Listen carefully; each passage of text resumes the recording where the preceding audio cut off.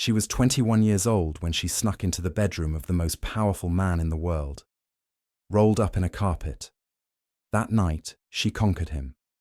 When he was assassinated, she seduced the next one. And when the whole world came to destroy her, she chose death. Cleopatra. But there's something no one ever told you about her. She probably wasn't beautiful.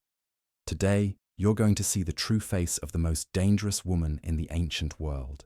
And everything you thought you knew about her is about to change. Close your eyes and think of Cleopatra. You see a goddess, don't you? Perfect skin, huge eyes painted black, gold jewelry. The most beautiful woman who ever lived. Elizabeth Taylor, Angelina Jolie, Monica Bellucci, Gal Gadot. Hollywood spent fortunes creating this image, and you believed it. Everyone believed it. But there's a problem. We have images of Cleopatra made while she was alive, made by her order, and they show something different.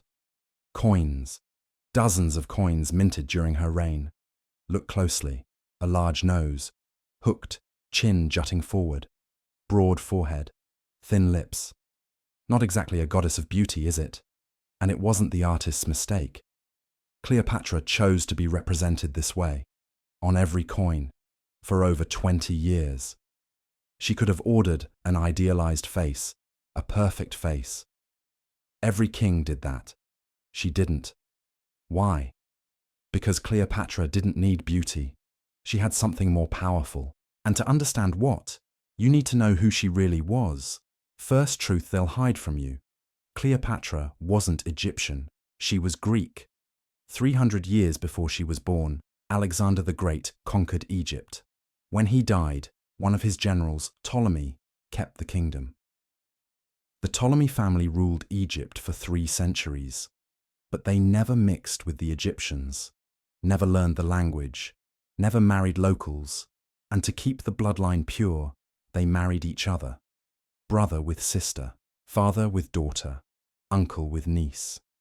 Cleopatra's father was probably also her uncle. Her mother, possibly her cousin. 300 years of incest.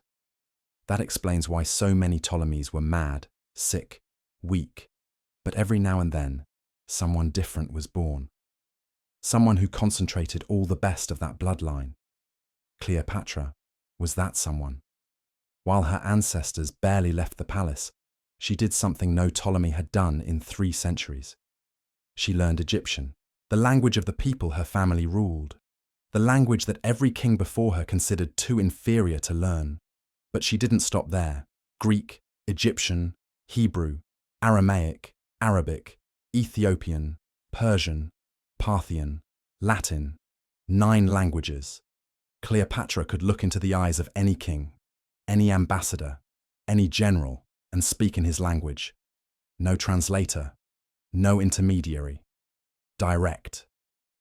She studied philosophy with the greatest thinkers of Alexandria, mathematics, astronomy, medicine, alchemy. She wrote scientific treatises that were used for centuries after her death.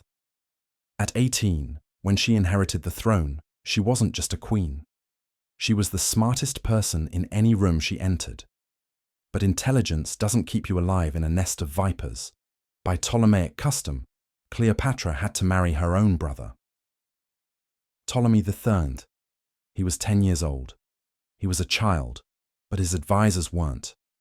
They saw Cleopatra as a threat, too intelligent, too ambitious, too popular.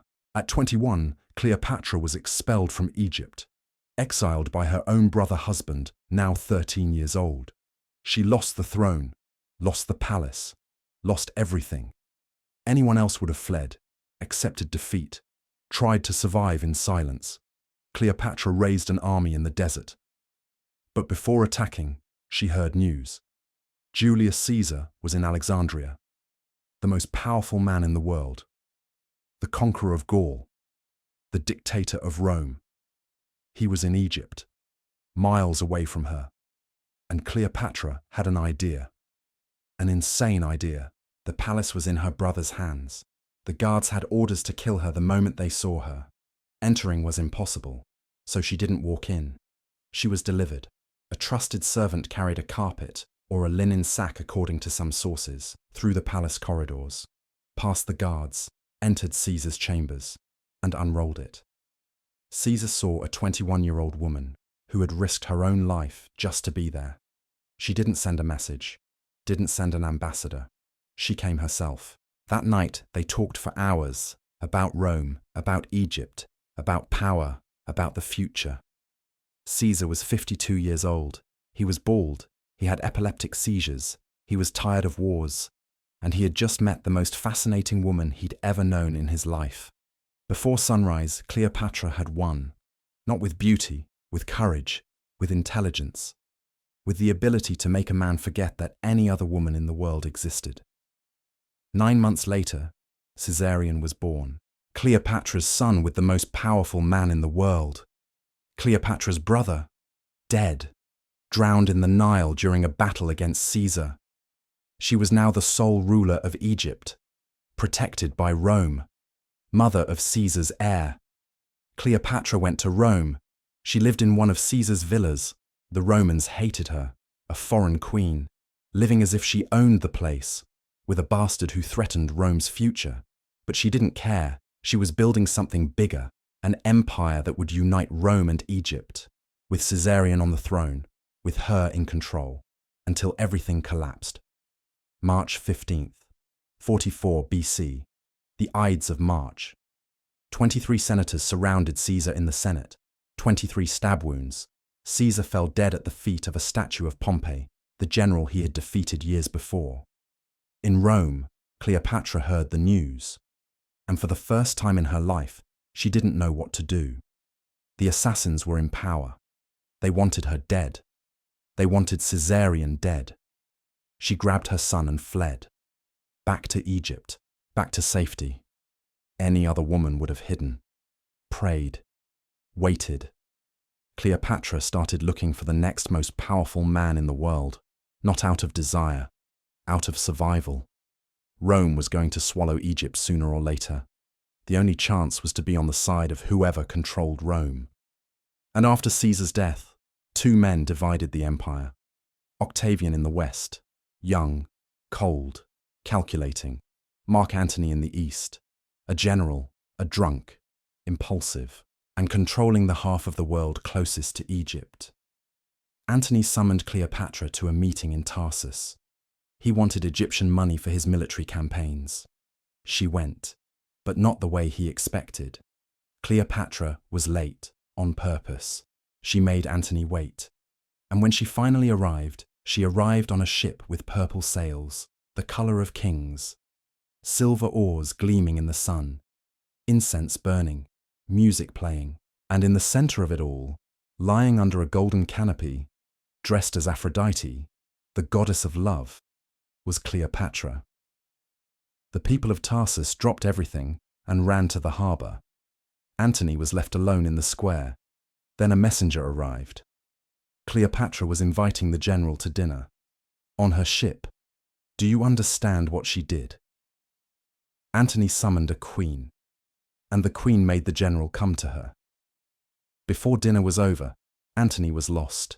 What happened between Cleopatra and Antony, no one knows for certain. With Caesar, it was strategy, politics, survival. With Antony, some historians believe it was love. They had 3 children together, the twins Alexander and Cleopatra Selene, then Ptolemy. Antony gave her Roman territories, Cyprus, Syria, Judea, parts of Lebanon. Rome was furious. They said Antony was bewitched, that the Egyptian witch had stolen the mind of a Roman general. Octavian used that rage.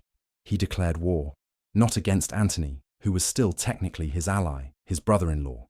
He declared war against Cleopatra, the foreign prostitute, the threat to the Roman way of life, the enemy. In 31 BC, the fleets met at Actium, off the coast of Greece. It was a massacre. Antony and Cleopatra's ships burned. The army surrendered. The dream died. For almost a year, they waited in Alexandria, surrounded, without allies, without hope. Antony drank. Cleopatra planned impossible escapes, until the news came. Octavian was at the gates of the city. It was the end. Antony received a message that Cleopatra had killed herself. It was a lie, but he didn't know that. He threw himself on his own sword, but he didn't die immediately. They carried him to Cleopatra. He died in her arms, the second most powerful man in the world, bleeding to death while she watched. Cleopatra still tried to negotiate with Octavian. Some say she tried to seduce him too. But Octavian was different. He wasn't passionate like Antony. He wasn't fascinated like Caesar. He wanted only one thing: to drag Cleopatra through the streets of Rome, in chains, humiliated, the ultimate trophy of his victory. And Cleopatra knew it. What happened in that room, no one knows for certain. History tells of a serpent, an asp hidden in a basket of figs. They say she placed it on her own chest. It's a beautiful story, dramatic, perfect for Hollywood, but it's probably a lie. Snake venom takes hours to kill. And 2 servants died with Cleopatra. 1 snake, 3 instant deaths. Cleopatra studied medicine her whole life. She studied poisons. According to some sources, she tested toxins on condemned prisoners, searching for the perfect death. Quick, painless, dignified. It's far more likely that she prepared her own poison, a mixture she had perfected over years. Even in death, Cleopatra was in control. When Octavian's guards broke down the door, they found the queen in her bed, dressed in royal garments, crown in place, makeup perfect. 1 servant was dying at her feet. The other, with her last strength, was adjusting the queen's crown. A soldier asked, "Is this right?" The servant answered, "It is perfectly right and fitting for a queen descended from so many kings." Cleopatra was 39 years old. With her, the Egypt of the pharaohs died. 3,000 years of history ended. Octavian ordered her statues destroyed, her portraits burned, her memory erased. Even her tomb was lost. It's somewhere beneath Alexandria, perhaps under the sea, waiting to be found. But 2,000 years later, she's still here. Now you know the story. The girl who became queen at 18, who seduced 2 empires, who chose death over humiliation. But one thing is still missing: the face. Not Hollywood's fantasy, not the invention, the real woman. Modern science crossed everything: the coins from her era, the ancient busts, Macedonian Greek genetics, Plutarch's descriptions, and reconstructed Cleopatra's face as she really was. Look closely. The strong nose the coins show. It's not delicate. It's the nose of someone who makes decisions. The firm chin, the broad forehead, features of someone who doesn't bow to anyone. And the eyes that assessed every person, every threat, every opportunity. This is not the most beautiful woman in the world. This is the most dangerous woman in the world. Now you understand how she conquered Caesar, how she conquered Antony, how she made 2 empires bow. It wasn't beauty. It was this presence, this intensity, this absolute certainty of who she was. Elizabeth Taylor was beautiful. Cleopatra was unforgettable. And now you know the difference. If this story captivated you, subscribe to the channel. Turn on notifications. In the next video, the most controversial face of all time. The man that 2 billion people follow today. What did Jesus Christ look like? Science finally has an answer, and it will surprise you. See you there.